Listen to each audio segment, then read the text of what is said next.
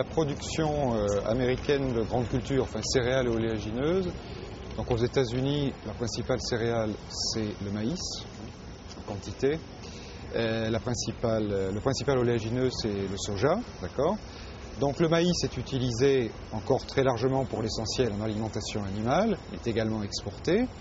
Et une partie croissante est utilisée et transformée pour la fabrication du bioéthanol. Partie croissante, c'est-à-dire qu'on est aujourd'hui, dans la campagne 2007, avec la récolte 2007, on devrait avoir à peu près, selon les estimations, en gros un quart de la récolte américaine de maïs qui serait utilisée pour la fabrication de bioéthanol. Donc c'est un pourcentage qui croît assez rapidement. Il y a un an, on était à peu près, la campagne 2006, à peu près autour de 20%.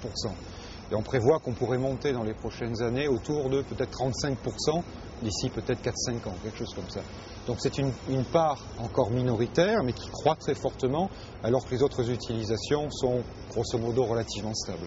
Il se trouve que quand on transforme le maïs dans les procédés actuels utilisés, le procédé le plus actuel, tous les procédés d'ailleurs, donnent comme sous-produits, comme coproduits, donc des matières qui sont assez riches en protéines et qui viennent concurrencer en partie le maïs lui-même, le grain de maïs, et en partie les matières protéiques comme le tourteau de soja ou d'autres tourteaux. Donc effectivement, plus de maïs transformé en bioéthanol, ça veut aussi dire plus de coproduits. Techniquement, on appelle ça les distillers grain ou le corn gluten feed, ou ça porte d'autres noms. Ça veut dire quoi? Ça veut dire qu'en fait, du point de vue de la concurrence que représente le développement de l'éthanol pour l'alimentation animale et pour les autres débouchés, une partie de cette concurrence est atténuée par le fait que finalement, un certain pourcentage du maïs revient finalement à l'alimentation animale via précisément les coproduits. Donc c'est effectivement une source de protéines qui va être de plus en plus importante au sens où les coproduits vont être de plus en plus abondants, et ce qui donc atténue un petit peu la concurrence entre le débouché éthanol et le débouché alimentation animale.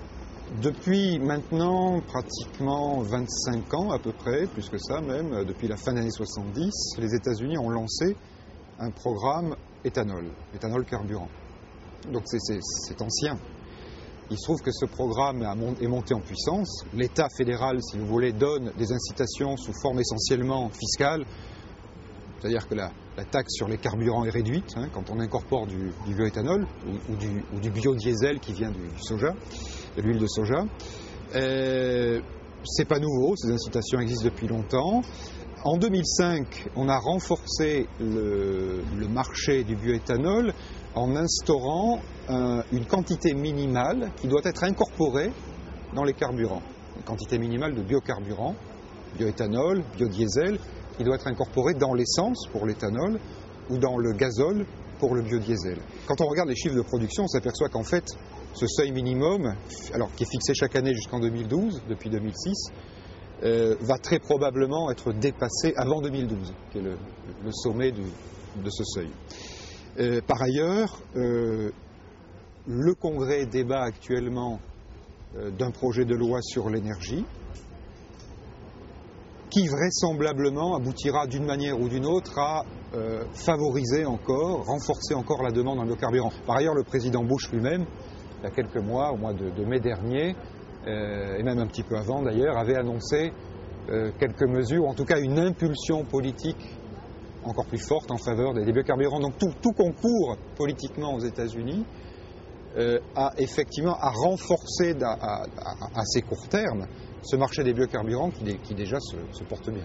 Il y a des quantités énormes de maïs qui sont transformées pour la production de bioéthanol. Mais quand vous comparez finalement la consommation, la production ou la consommation de bioéthanol avec la consommation d'essence, vous vous rendez compte que c'est un tout petit pourcentage. Pour situer les choses, en gros aujourd'hui on est à entre 3 et 4% du marché de l'essence. Plus exactement, la quantité de bioéthanol incorporée dans l'essence représente à peu près 3 à 4% du marché de l'essence. Donc c'est petit au fond, ramené au marché total de l'énergie. C'est une petite contribution, même si ça continue de se développer, on aura du mal dans les toutes prochaines années à dépasser 5 à 10%, pas plus que ça.